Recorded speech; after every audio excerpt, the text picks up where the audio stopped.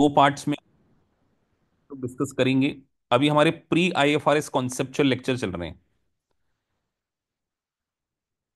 तो जब हम आईएफआरएस 15 पढ़ेंगे, रेवेन्यू रिकग्निशन, इसके बाद ही पढ़ना है हमने, उसके पहले हम कॉन्सेप्ट पढ़ रहे हैं।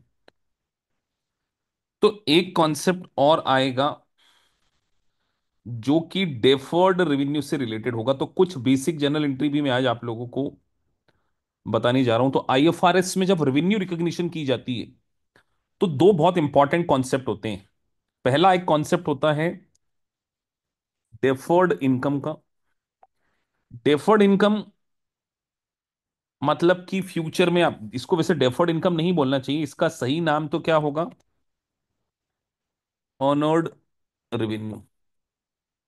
इसका सही नाम अर्नर्ड रेवेन्यू होना चाहिए, लेकिन इसको कई बार बच्चे यूज कर लेते हैं या किसी बुक ने यूज कर लिया हो, तो डेफर्ड। तो एक ये कॉन्सेप्ट, और दूसरा हम एक कॉन्सेप्ट पढ़ेंगे, रेवेन्यू का अलोकेशन। ये तीन कॉन्सेप्ट मैं आपको एक साथ सीरीज में समझाऊंगा, रेवेन्यू, अलोकेशन। तीसरा कॉन्सेप्ट मैं आपको इसमें सिखाऊंगा कंस्ट्रक्शन कंपनी के केस में, कंस्ट्रक्शन कंस्ट्रक्शन कंपनी के केस में रेवेन्यू कैसे रिकॉग्नाइज करते हैं। लिख कर ले लीजिए, एक 8 मार्क्स का चांसेस आपके अटेम्प्ट में है, 8 मार्क्स। और इसमें हम पूरी जनरल एंट्रीज को भी समझेंगे। तो आप अगर आईएफआरएस के स्टूडेंट हैं या आप यूएससीपीए के भी स्टूडेंट हैं, मैं लिख देता हूं कि कई बच्चे इसको, क्योंकि कुछ बच्चे यूएससीपीए भी करते हैं मुझसे, आईएफआरएस भी पढ़ते हैं, और आई यूएस गैप में सेम कॉन्सेप्ट है। तो वेरी वेरी इंपॉर्टेंट कॉन्सेप्ट हम पढ़ने जा रहे हैं। सबसे पहले हम डेफर्ड इनकम रेवेन्यू के कॉन्सेप्ट के बारे में समझते हैं। अब मैं आपसे क्वेश्चन पूछूंगा। सबसे पहला क्वेश्चन मेरा आपसे है कि लेट से आपके पास एक कस्टमर आता है, वो आपसे कॉन्ट्रैक्ट करता है। वो आपसे ये कॉन्ट्रैक्ट करता है कि यार आप मुझे, आप दिसंबर में आए हो, और दिसंबर में उसने आपसे कॉन्ट्रैक्ट किया, यार मुझे सर्विस चाहिए आपसे जनवरी नेक्स्ट ईयर, कि आप एक काम करना, मेरा एक सॉफ्टवेयर का डेवलपमेंट स्टार्ट कर देना। सॉफ्टवेयर का डेवलपमेंट करना है, ठीक है, और आपके लिए अकाउंटिंग में भी ये बहुत काम आएगा, इवन प्रैक्टिकल इंटरव्यू में भी पूछ लेते हैं। सॉफ्टवेयर का आपको डेवलपमेंट कराना है, वो नेक्स्ट ईयर होगा, लेकिन उसने आपको at the time of signing of a contract एक फी पे कर दी है, लेट से $24,000। ठीक है। आपसे सिंपल क्वेश्चन मैं आपसे पूछ रहा हूं, at the time of receiving आपकी जनरल एंट्री क्या होनी चाहिए। दिसंबर में, दिसंबर 2024 में आपके पास आया है वो, नेक्स्ट ईयर 2025 में आपने सर्विसेज देनी है, ये सर्विस है। तो आपसे सिंपल सा क्वेश्चन पूछ ले एग्जामिनर, 2025 में जनरल एंट्री क्या होनी चाहिए और 2024 में क्या जनरल एंट्री होनी चाहिए। आपसे सिंपल क्वेश्चन, फटाफट चैट बॉक्स में लिख दीजिए। आप जब तक लिखें उसके पहले मैं लिख देता हूं। सर कैश तो मिला है, कैश अकाउंट डेबिट कितना मिला है, 24,000। लेकिन ये हमारी इनकम नहीं है अभी, बिकॉज हमने अभी सर्विसेज नहीं प्रोवाइड करी है। अभी हमने सर्विस नहीं प्रोवाइड करी, सर्विस तो हम क्या करेंगे, फ्यूचर में प्रोवाइड करेंगे सर। तो जो भी अमाउंट आपने रिसीव किया वो आपकी क्या है, अर्न अर्ड रेवेन्यू है, अर्न अर्नड रेवेन्यू। तो आपको 2024 में एक एंट्री पास करनी चाहिए थी, cash account debit to earned revenue के लिए। अब 2025 में जब आपने सर्विसेज दी थी, तो इसको हम बोलते हैं परफॉर्मेंस ऑब्लिगेशन, सेटिस्फाई करना, परफॉर्मेंस ऑब्लिगेशन। आपने परफॉर्मेंस ऑब्लिगेशन दे दिया, मतलब आपके ऊपर एक ऑब्लिगेशन था, आपने वो परफॉर्मेंस ऑब्लिगेशन सेटिस्फाइड कर दिया, आपने सॉफ्टवेयर डेवलप कर दिया 2025 में। तो 2025 में आपकी ये इनकम है, तो ये अनर्ड रेवेन्यू को रिवर्स करना पड़ेगा। Earned revenue account debit to, हम रेवेन्यू में डाल दें, तो आपने 24,000 बात समझ में आ गई सभी को? आप मुझे, आप लोग ये बताइए कि कितने स्टूडेंट ऐसे थे जिनको पहले से ये जनरल एंट्री आती थी? जरा हैंड रेज कर दो बेटा। How many of you already aware about that कि सर हमें ये पूरी अच्छी तरीके से थी, हमें कोई डाउट ही नहीं था इसमें? कितने स्टूडेंट ऐसे क्लास में हैं, मैं जानना चाहता हूं। तो कुछ बच्चे थे क्लास में, तो जिनको नहीं आता था वो उन्होंने सीख लिए। अब बात थोड़ी सी और आगे बढ़ाते हैं हम। लेट्स से 2024 में 24 का जो कॉन्ट्रैक्ट हुआ था, 2025 में आपने सर्विस की कॉस्ट और बढ़ा दी। आपने बोला हमें तो 36,000 चाहिए, क्योंकि आपने स्कोप इनहेंसमेंट कर दिया, और उसने आपको 36,000 पे भी कर दिए। तब जनरल एंट्री क्या होती है? व्हाट इफ केस में, व्हाट इफ अगर रेवेन्यू आपका बढ़कर 36,000 हो जाता, तब जनरल एंट्री क्या होती? जरा लिखना चैट बॉक्स में सभी लोग, तब क्या होती? तब सर हमें कैश तो कितना मिलता? कैश अकाउंट डेबिट 12,000 मिलता, क्योंकि 24 तो लास्ट ईयर रिसीव कर चुके हैं। और अनअर्न्ड रेवेन्यू जो है वो हमारी लास्ट ईयर 24,000 थी, वो तो 24 ही रहेगी, लेकिन हमारी इस साल की रेवेन्यू कितनी हो गई? 36,000। तो लास्ट ईयर ये जो 24,000 थी, this is your current liability. ये क्या है आपकी? Current liability. बात समझ में आती है? ये हमारी बुक्स में करंट लाइबिलिटी के रूप में क्लासिफाई हो गई, अनअर्न्ड। और हमने इसको क्या कर दिया है? फ्यूचर में रिवर्सल कर दिया। तो ये जनरल एंट्री आपको क्वेश्चन की लैंग्वेज पढ़कर अंडरस्टैंड करना पड़ेगा। सम टाइम वो आपको छोटी सी लाइन दे देंगे जब हम क्वेश्चंस करेंगे। तो देखिए, सबसे पहले आईएफआरएस को पास करने के लिए आपके कंसेप्चुअल क्लियरिटी बहुत ज्यादा चाहिए, सिर्फ क्वेश्चन करना नहीं। क्वेश्चन आपको तभी समझ में आएगा जब आपको ये चीज समझ में आती हो कि लास्ट ईयर आपने एडवांस में रिसीव कर लिया था, नेक्स्ट ईयर आपने परफॉर्मेंस ऑब्लिगेशन दिया है। तो जब परफॉर्मेंस ऑब्लिगेशन सेटिस्फाई होता है तभी रेवेन्यू को रिकॉग्नाइज किया जाता है। और आपकी अनर्ड लाइबिलिटी को क्या करना पड़ता है? आपने रिवर्स करना होता है, लाइबिलिटी को रिवर्स करके इनकम को रिकॉग्नाइज किया जाता है। क्या सभी को यह बात समझ में आ गई होगी बहुत अच्छे तरीके से?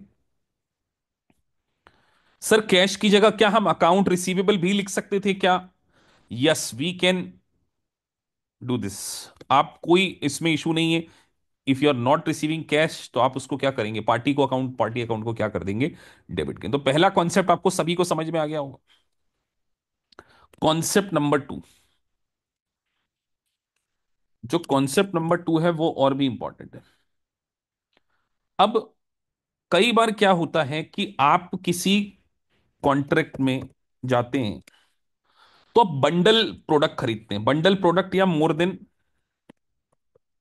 वन प्रोडक्ट भी खरीद लेते हैं, और साथ में सर्विसेज भी ले लेते हैं।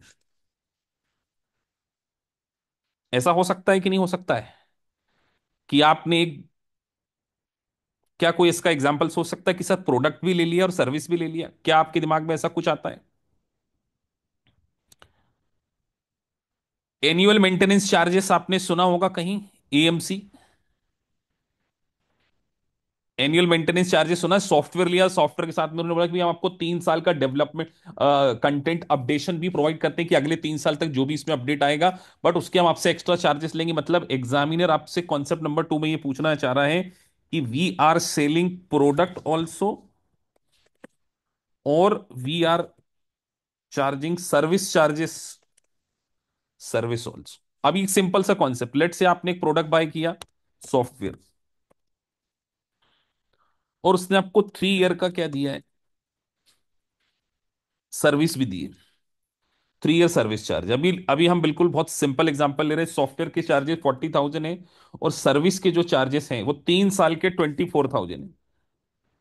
आपके कस्टमर ने आपको लमसम पेमेंट कर दिया, 64,000 आपको दे दिया। जरा आप में से कितने स्टूडेंट पूरी कंसोलिडेट जनरल एंट्री प्रॉपर बता सकते?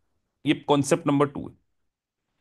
फटाफट चैट बॉक्स में चाहिए बेटा, मैं चाहता हूं कि आप लोग पार्टिसिपेट भी करें। दैट्स वाई मैं ऐसे ऐसे सिंपल कॉन्सेप्ट आपको बना के समझाता हूं, जो कि आपको बुक में देखने को नहीं मिलेंगे।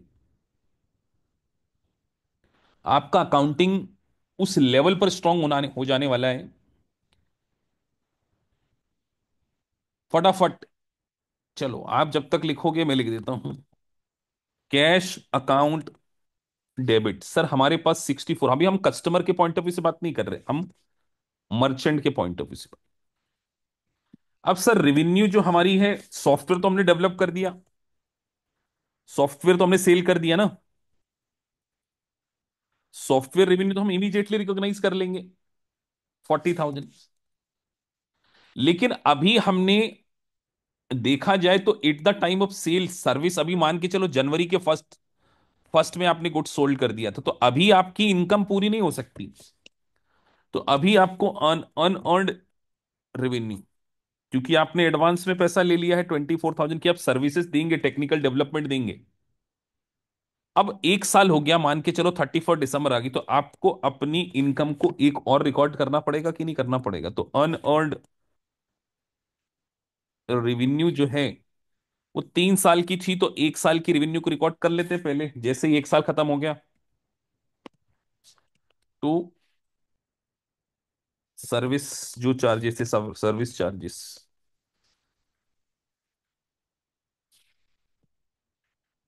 तो जब 31 दिसंबर एंड पर आएंगे, तो जब बैलेंस शीट बनाएंगे, तो अभी भी अनअर्न्ड इनकम कितनी पड़ी हुई है, लाइबिलिटी कितनी पड़ी हुई है हमारी बुक्स में, 16,000 का बैलेंस अभी भी होगा। ये भी आपको समझ में आ गया होगा बैलेंस शीट जब आप बनाएंगे। Is it clear to all of you कि सर जब गुड्स सेल कर रहे हैं साथ में सर्विसेज भी दे रहे हैं? कॉन्सेप्ट नंबर 2 क्लियर है सभी को? Should I move further? चलिए कॉन्सेप्ट नंबर 3 की ओर मूव ऑन करते हैं। Concept number, same question. Customer आपके पास आता है, बोले यार 64,000 तो मैं नहीं पे कर सकता, मैं आपसे सॉफ्टवेयर भी ले रहा हूं, मैं आपसे सर्विसेज भी ले रहा हूं, क्यों ना कुछ नेगोशिएशन किया जाए। और कस्टमर ने आपको बोला कि यार मैं इस 64 की जगह आपको केवल 50,000 पेमेंट करने को तैयार हूं, वो भी वन टाइम पेमेंट करने को रेडी हूं, are you ready to provide me? अब क्या सिचुएशन बनी? ऐसा होता है कि नहीं होता है कि कस्टमर नेगोशिएट करता है कि नहीं, यार मैं आपसे प्रोडक्ट भी ले रहा हूं, मैं आपसे सर्विसेज ले रहा हूं, आपने बोला 64, मैं थोड़ी मान लूंगा। हम रेवेन्यू रिकॉग्निशन के कॉन्सेप्ट को सीखने जा रहे हैं। तो सर अब कस्टमर ने 64,000 पे किया है, आपको पता है कि एक तो सॉफ्टवेयर की है और एक सर्विस है, जो कि हमने उसको टेक्निकल सर्विसेज प्रोवाइड करना 3 ईयर की। लेकिन उसने हमें पूरा पैसा नहीं दिया, तब क्या करें, क्या करना चाहिए? तो यहां पर IFRS 15 एक इंपॉर्टेंट रोल प्ले करता है। वो बोलता है कि जब आप बंडल सर्विसेज और गुड्स प्रोवाइड करते हैं, अगर वो सर्विसेज और गुड्स गुड्स की डिस्टिंक्ट आइडेंटिटी है, बताओ या दोनों की डिस्टिंक्ट आइडेंटिटी है या नहीं है? डिस्टिंक्ट आइडेंटिटी, सर्विस अलग होता है, डेवलपमेंट अलग होता है, सॉफ्टवेयर अलग होता है। तो अगर डिस्टिंक्ट आइडेंटिटी हो, तो आपने दोनों की fair market stand alone FMV के प्रोपोर्शनेट में अलोकेट करना। स्टैंड अलोन प्राइस, यहां पर वर्ड क्या डाला जा रहा है? Stand alone price of respective product और सर्विसेज।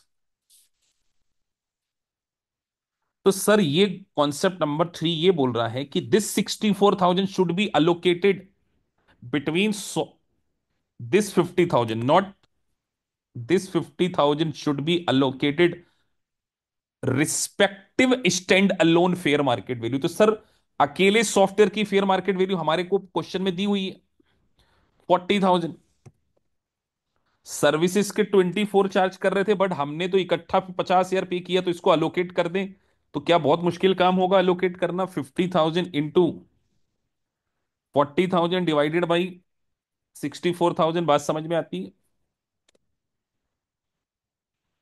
और दिस 50,000 इंटू 24,000 डिवाइडेड बाई 64,000, और अल्टीमेटली दोनों का टोटल आपका सेम ही आने वाला है। 50,000। तो यहां पर जनरल एंट्री वही होगी, अमाउंट चेंज होगा बस, cash account debit 50,000 to, to क्या सर, सॉफ्टवेयर की इनकम तो इमीडिएटली रिकॉग्नाइज होगी, लेकिन जो अनअर्न्ड रेवेन्यू है वो यहां पर आपकी पहले कितना डालो, फिर जब 31 दिसंबर आ जाए, जब आपका 1 साल की आप सर्विसेज सामने वाले को प्रोवाइड कर दें, तो इस अनअर्न्ड रेवेन्यू को डेबिट करके कहाँ ट्रांसफर करना पड़ेगा सर, टू रेवेन्यू। अगर आप एक अच्छे अकाउंटेंट हैं तो ये काम आपको पहले से आना चाहिए। मतलब if your concept is 100% clear, तब ये सारी चीजें आपको पहले से पता होना चाहिए कि ये अनअर्न्ड रेवेन्यू को हमने डेबिट किया, मतलब जर्नल एंट्री आपको क्लियर होनी चाहिए। तो फेयर मार्केट वैल्यू में हम लमसम कंसीडरेशन को क्या करते हैं, अलोकेट करते हैं। Is it clear to all of you? अभी तक जो समझाया सब कुछ 100% समझ में आया, 100%? चलिए,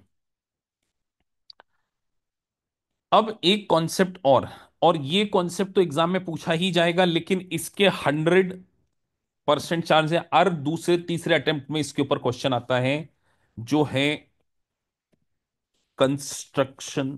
तो मैं इसको अलग से वीडियो में रिकॉर्ड करूंगा, इसलिए मैं